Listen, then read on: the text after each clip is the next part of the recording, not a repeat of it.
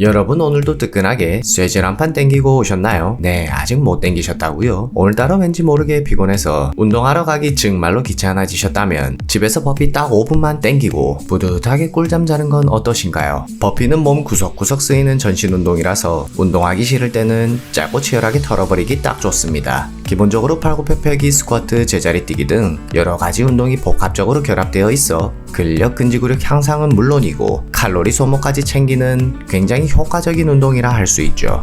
이렇게 좋은 버피를 한번 해봐야겠다고 마음먹지만 점프할 때마다 생기는 발망치 소리 때문에 층간소음이 걱정되어 망설여지는 분들도 있으실 겁니다. 혹은 기본 버피 동작들을 해봤더니 너무 힘들어서 아예 시도조차 하고 싶지 않으신 분들도 있으실 겁니다. 실제로 헬스를 오래 하신 분들조차 정자세를 지키면서 100회를 수행하라고 한다면 고개를 흔들 정도로 아주 악명 높은 운동이죠. 이러한 분들을 위하여 오늘은 초보자분들이 충분히 하실 수 있고 부상의 위험도 적으며 층간소음에서 자유로운 버피 동작에 대해 알아보겠습니다. 또한 혹시나 이미 이 동작이 쉬운 분들을 위해서 업그레이드된 버피 운동도 같이 알아볼 예정이니 오늘 영상을 끝까지 시청해 주시기 바랍니다. 안녕하세요 여러분, 헬스닥입니다. 초보자분들의 경우 푸시업을 포함한 8카운트 버피를 운동 초반부터 무리하게 수행하게 되면 자칫 손목, 무릎, 어깨, 허리 등 신체 여러 곳의 통증으로 이어질 수 있습니다. 특히 평균 체중보다 더 나가거나 운동을 시작한 지 얼마 안 된 분들이라면 관절에 무리가 가는 상태인지 모른 채 억지로 동작을 수행하는 경우가 많습니다. 따라서 초보자분들은 강도를 많이 낮춘 슬로우 버피를 통하여 차근차근 근력을 향상시켜 나가야 합니다. 슬로우 버피의 핵심은 바로 절제된 속도와 그에 따른 구분 동작입니다. 우선 양발은 어깨 넓이로 벌려선 뒤 무릎을 굽히며 상체를 숙여줍니다. 이어서 양손을 바닥에 짚어주는데 한쪽으로 체중이 쏠리지 않게끔 균형을 잡아주세요. 몸통이 좌우로 흔들리지 않게 코어에 딱 힘을 주고서 한쪽 다리를 뒤로 뻗어줍니다. 이어서 남은 다리도 뻗어주어 엎드려 뻗친 자세를 완성해줍니다. 여기서 다시 원래의 위치로 한 발씩 당기며 시작할 때의 최초 자세로 돌아와줍니다. 어떤가요?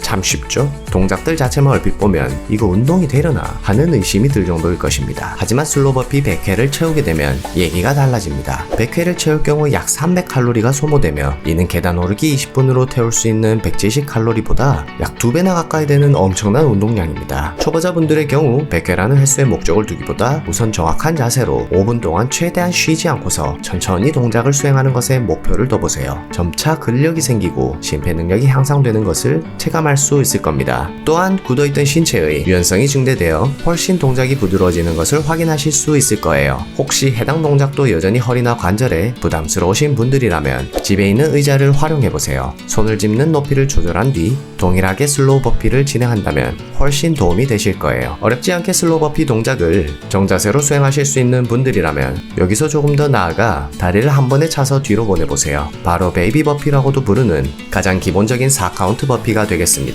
남자분들의 경우 군대에서 유격 훈련을 했다면 PT 체조 4번으로 더 익숙한 동작이라 할 수 있습니다. 동작을 할 때는 다리를 차서 엎드려 뻗친 상태를 만든 뒤 바로 다리를 회수하는 것이 아니라 1초에서 2초 정도 플랭크 자세를 유지해주세요. 이렇게 하면 코어의 기능이 훨씬 활성화되어 더 탄탄한 몸을 만드는 데 도움이 됩니다. 혹시 10분 안에 100회를 쉽게 수행할 수 있을 정도의 근력과 유연성 및 심폐지구력이 갖춰지신 분들이라면 신체 능력 향상을 위하여 여기서 난이도를 더 높여 수행해줘야 합니다.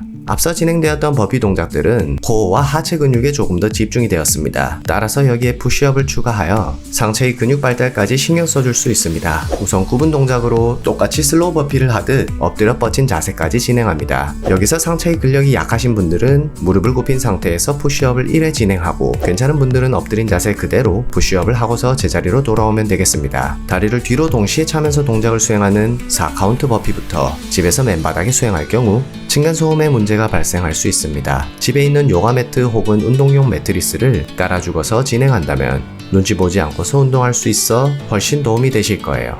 지금까지는 층간소음 때문에 어쩔 수 없이 점프를 생략한 동작들을 설명드렸습니다. 만약 집에서 틈틈이 위의 동작들을 통하여 전반적인 신체 능력을 향상시킨 상태라면 헬스장에서 그날 운동 루틴을 마치고서 러닝 대신 점프를 포함한 8카운트 버피를 해보는 것도 상당히 도움이 됩니다. 점프 동작을 추가하는 것만으로도 상체 하체 근육들의 개입이 더 들어가게 되어 훨씬 운동 강도가 세집니다. 이 동작들조차 쉬운 분들은 헬스장에 있는 덤벨을 들고서 자신의 체중보다 더 하중을 걸어주어 전신의 근육을 아주 달달 털어버리는 상급자 코스도 있습니다. 덤벨을 들고 상체를 일으키는 과정에서 데드리프트의 효과까지 곁들일 수 있어 앞에 동작들이 쉬우신 분들께는 덤벨 버피가 아주 딱입니다. 하지만 초보자분들은 맨몸으로도 충분히 운동 효과를 가져갈 수 있습니다. 앞의 상급자 코스는 부상 방지를 위하여 체력과 근력이 충분하게 갖춰진 상태에서 도전해보시길 권해드리겠습니다. 오늘 알려드린 다양한 버피 동작들을 통하여 여러분들은 특히나 헬스장 가기 싫을 때 집에서도 체력과 근력, 근지구력까지 모두 잡을 수 있게 되었습니다. 유산소와 무산소가 결합된 컨디셔닝 운동으로서 짧은 시간 안에 효율적으로 체지방을 태우게 되므로 다이어트를 진행 중인 분이라면 특히나 더욱 효과적입니다.